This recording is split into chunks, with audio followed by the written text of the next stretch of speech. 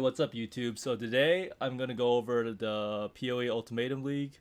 Like many of you guys, watched the trailer today on stream with the PoE Ultimatum League, the PoE 2, and the Q&A session. So I pretty much know everything that they're planning to do. So I just wanted to share what the Ultimatum League is, and then go into 10 pros and 10 cons of the league. Because as good as the league looked, there are a lot of things that they still haven't addressed that I feel they should find a solution for sooner rather than later.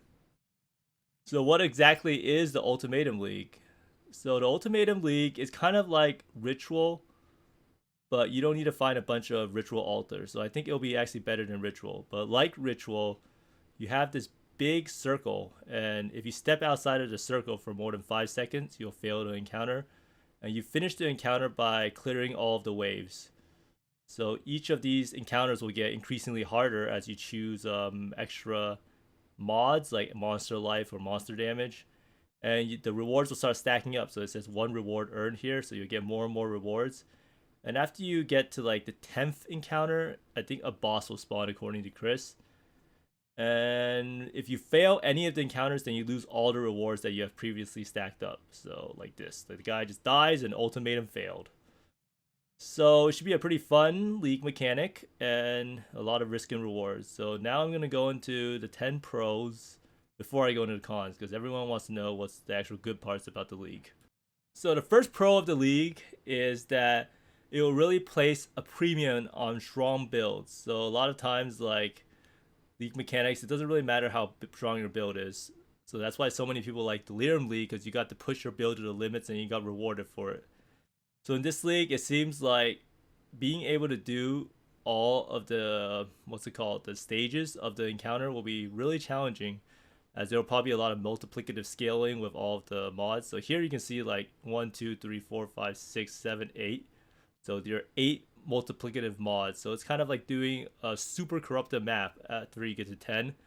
And some of the boss fights will be super hard. So now you'll probably have to find a build that mixes having good clear so you can kill the encounter fast enough, and you have to have enough damage and survivability so you don't get randomly one shot. And this is actually something that's really good, I feel like, in general for leagues, is to have this mixture of like hardcore in a softcore environment. So you want to have some risk of dying or losing stuff when you die besides just XP. It's kind of like Heist, except if not crashing, because in Heist you did lose everything if you like failed the heist, but a lot of people just frankly they just crashed into heist rather than dying. So that's the first pro. Now the second pro we have here is an update to some of the old boss loot. Like a lot of people kill Aziri and Uber Aziri, and a lot of loot is just garbage. Like frankly, I did like hundreds of Uber Aziris for the Feared, and at a certain point, nothing good drops from Uber Aziri. Absolutely nothing. So with this new league, they've updated some of the loot from the old bosses. Like specifically Aziri, I don't know if they actually said anything about the other bosses, but for Aziri, they said they added 2 new items and they updated some of the old items. So this is Aziri Splendor. It gets +1 level to Vol skill gems. I don't know if it will actually make this item more used, but yeah. And this staff is something completely new, so maybe some people can make a new build with it depending on how strong it is. It's always good for them to update the boss loot and make stuff more relevant. Maybe Shaper or Elder could get a update too. Now the third pro we have here is the Vol Reliquary Key. Now the Vol Reliquary Key is a pretty cool concept. It borrows from Legacy League, where Reliquary Keys gave access to past versions of items that were nerfed and super powerful. So for this league, Vol Reliquary Keys exist, and they give equal weighting to legacy variants of the Vol themed uniques. Now this is quite notable because it allows us to access super chase uniques, and having super chase items in the game is fun for everyone. So we can get Legacy Aziri's Acuity, which is a game breaking item and will allow us to have old school Vol Pact, where you can instantly leech our life back to full. And having all of these unique chase items will add more longevity to the game, and it should be pretty fun to try to make builds around. Now the fourth pro we have here is actually probably the favorite part of the league, which is inscribed ultimatums, which allows us to sacrifice currency and have a specific reward. So you can double the currency, you can sacrifice a unique to gain another unique, and you could also sacrifice div cards to gain like double the stack. So it's like kind of doing like the div card gamble and harvest. So these encounters seem to be a heavy risk involved in that you pretty much lose Exalt if you fail it. So again, this is something that you need a strong build to complete. It'll probably also be very nerve-wracking. Imagine if it was one of the what's it called, the ultimate inscriptions or whatever, was so that you had to sacrifice a mirror to double your mirror. So this one here is 1 exalt for 2 exalts. So that's like pretty crazy, but imagine if it was a mirror. And this one's double sacrifice div cards for the nurse, so you can get a full doctor from 4 nurses, and this one's the double sacrifice currency for exalted orbs, and this one is sacrificing whispering ice for void battery. And this should allow a lot of cool clips of people losing a mirror or losing exalts to just getting owned by the boss encounter. Now the next pro I have is actually kind of a nerf to one of the mechanics in the game, and it is party play. Now they made this league very friendly for party play in that if you play with someone else, both people will be able to access the ultimatum reward. So both people have their own set of gambling to do. So unlike Ritual League, where only the map owner got to pretty much take the reward out, so playing in a party was literally just losing you money outside of the map quant. This is a very good change for people who play in a party, and it gives like the person who's not the map owner a much more engaging and enjoyable experience. Now, while we're on the topic of party play, at the same time, they also nerfed the invitation sharing that I publicized and made like pretty prevalent throughout the league. And this was a huge problem because it actually made it so that people never really got to experience the invitation content, because you would always just sell the invitation or the components of the invitation, because it was all because of multi-boxing. So people would be pegging the price of a Cortex to 6 feared invitations instead of just 1, so that no one would ever run a Cortex anymore, because no drop in a Cortex would ever be valuable enough to justify running it if you're not multi-boxing. So this was a necessary change and should make what's it called, like playing without multi-boxing much more rewarding, and will allow like the average player to be able to run their invitations without worrying about how they're actually losing money by not selling it. Now the 6th pro we have here is the streamlining of the previous leagues to be faster. Instead of like having to unveil a billion items, they made it so that you only need to unveil like a couple items to reach the max rank.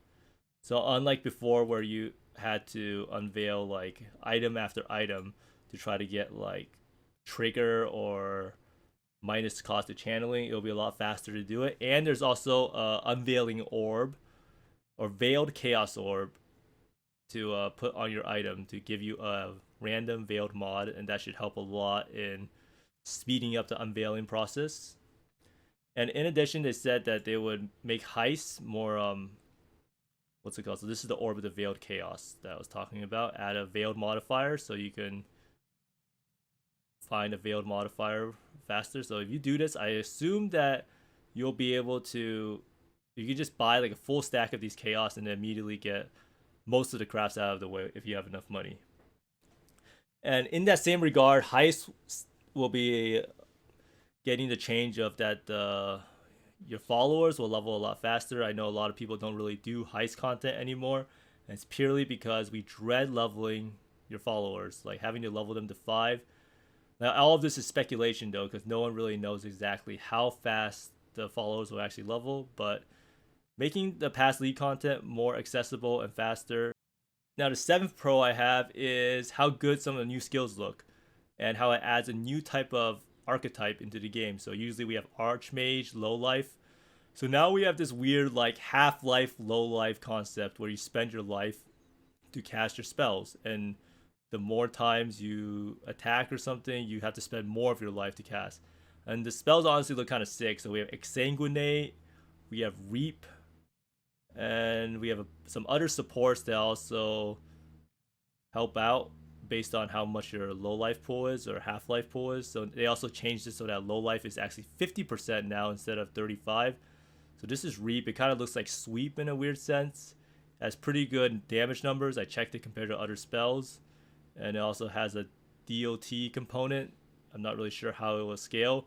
And the skill also has a built-in single target multiplier with blood charges. So a lot of strong skills, and the new archetype of having a half-life, low-life will be interesting and should add a new flavor into the game.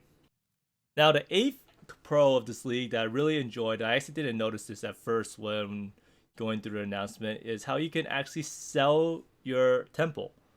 And being able to sell your temple means that we no longer need to rely on the TFT Discord to buy double corrupt. So you can just whisper people to find like a double corruption chamber, and this will make me want to double corrupt more items and like use a double corrupt gem room, and this should be pretty fun.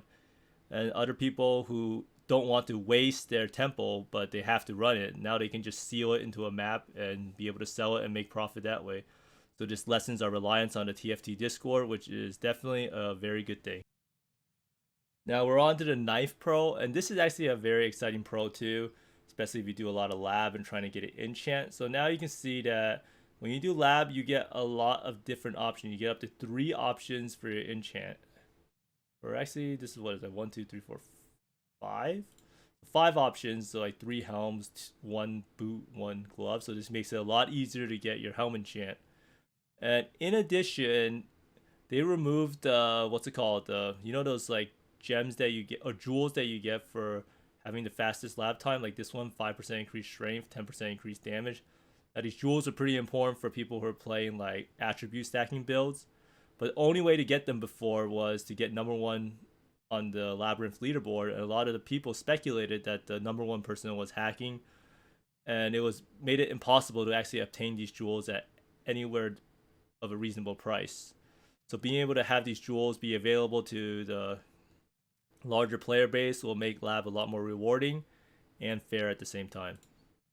Now the 10th pro and last one we have here is actually kind of a small change, but I found it really fun and cool to share. So Headhunter usually gives you a billion buffs. So here we have 102 buffs as a self cursor.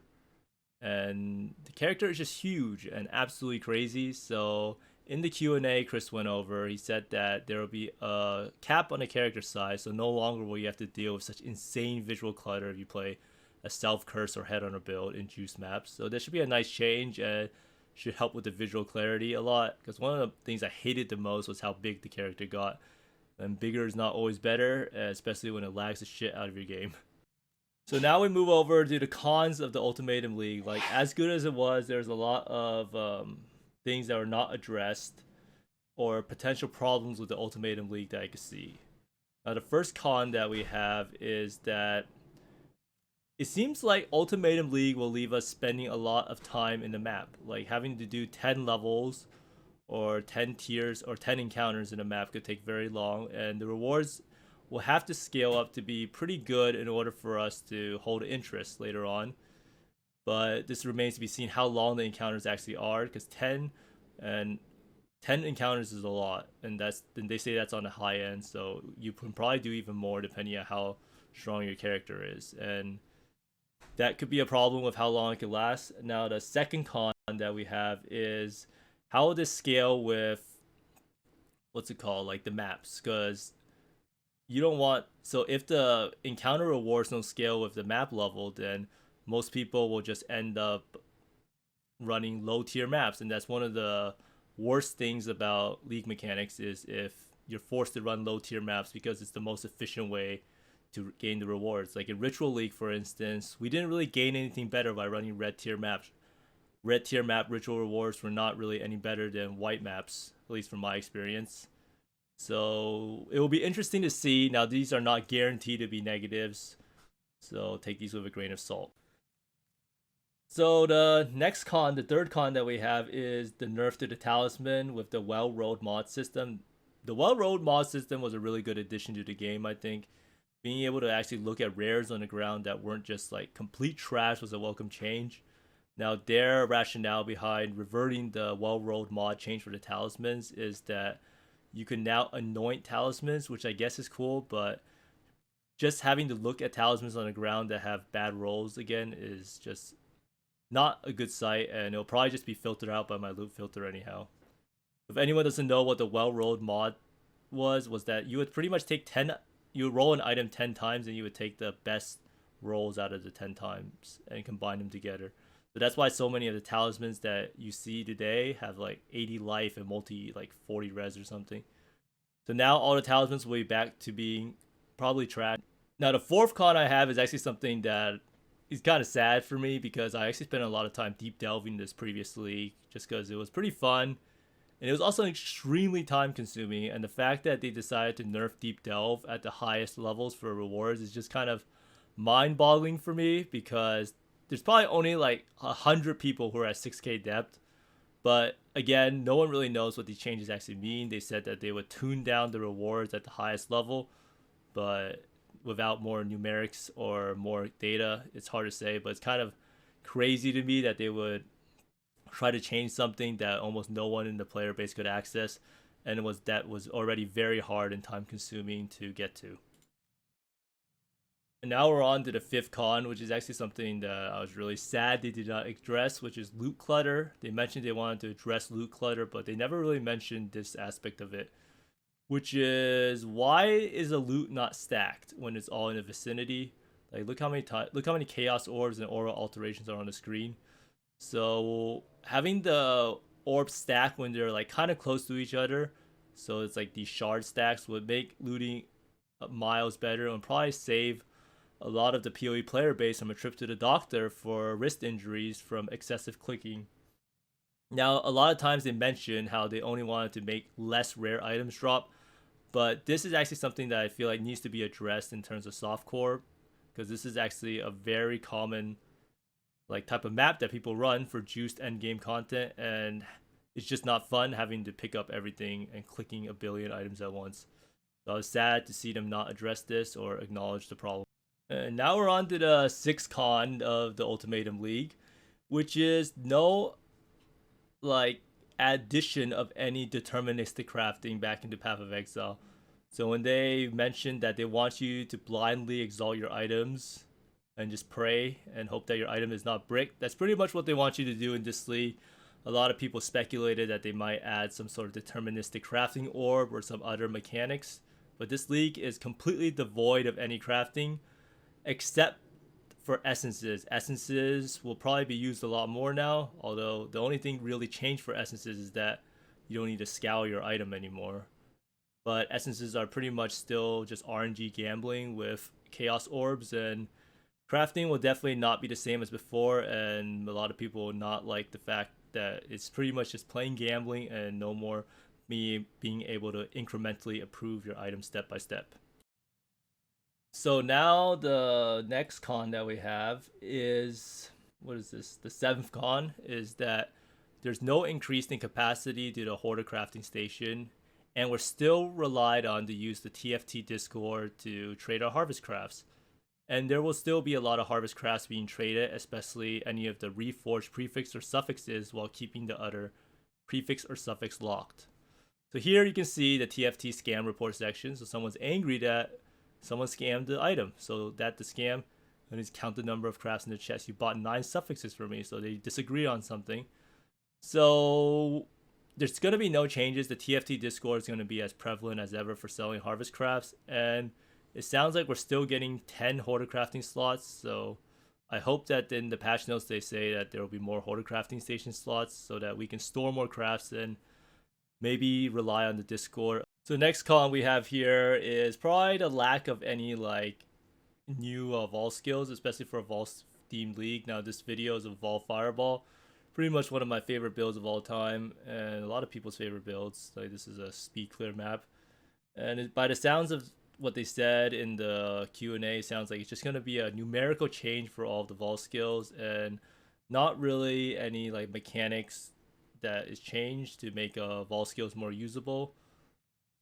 Like currently Vol skills are pretty much an afterthought. I guess Vol arc has a nice effect where you get some extra lucky crit chance, but I hope that they could have added some Vol skills, and I felt like it was a missed opportunity on that to get some more for you guys. Is how Ritual has become a core game mechanic, spawning 8% of maps, and this just seems like another game mechanic or another league mechanic that's just added into the game, and at a certain point there's just too many and there's not really like any trimming of the fat here, right?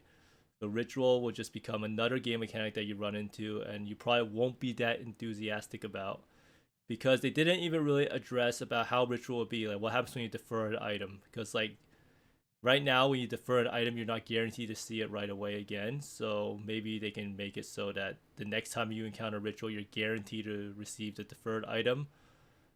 But overall, this is a minor gripe about it. Ritual was a cool league and I did anticipate them in adding it back in, but just having so many map mechanics will just make each map feel like it's going to last forever instead of a smooth mapping experience. Now, the last con I have is probably the biggest breaker for me in terms of how PoE is shaping out to be. Now, it's not all doom and gloom, but here is the biggest issue, which is this right here, which you see the bulk item exchange. And the fact that they refuse to allow any sort of like auction house for this thing is just kind of sad, because no one really enjoys like having to whisper a billion people to buy like a exalted orb or something with chaos. So right now you would go whisper all these people and you don't really know like which guy is going to respond, so you pretty much have to whisper 10 people. Now this would be okay if they were saying that there's going to be some changes upcoming, but they pretty much neglected to say anything about this and say that their solution is so that when you click this right here, you immediately copy and paste into the game, or they want to integrate this into the game so you don't need to use a website. Well, little do they know, there's already a program called PoE Lurker, and I'll link it in the description of the video down below, that you can already click and and it gets automatically copy and pasted into the game. So the fact that they don't really know that this technology already exists and they don't have any intentions to adding some sort of better trading system than just a website is kind of the saddest part about this whole announcement, because trading is honestly a game breaker for me in a lot of senses, and that it's annoying to trade for a lot of mapping supplies, a lot of currency supplies, and that's why a lot of the money making methods I like to do involves like minimal trading, because trading is honestly such a crutch in the game at the moment that it really takes out a lot of the enjoyment that one may have. So to recap, we pretty much have gone over almost everything that they talked about in the PoE announcement for today. And I went over all of the pros and cons that I found. And these were pretty in-depth things I found, because a lot of these things are pretty specific and pretty targeted towards certain groups and subsets of the population. A lot of harvest changes. All in all, I think the league looks wonderful. It should be a lot better than Ritual. Ritual is honestly a pretty boring league after the newness of the league wore off.